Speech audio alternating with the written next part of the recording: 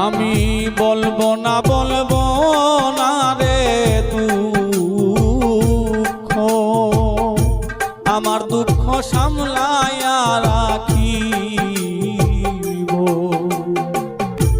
বলবো না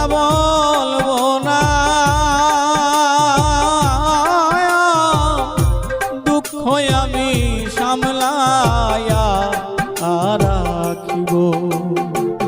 ব্যথার মালা গলে দিয়া সরকার রশিদ বিদায় নিব। মন পোড়ানো ব্যথা, ও ব্যথা কার কার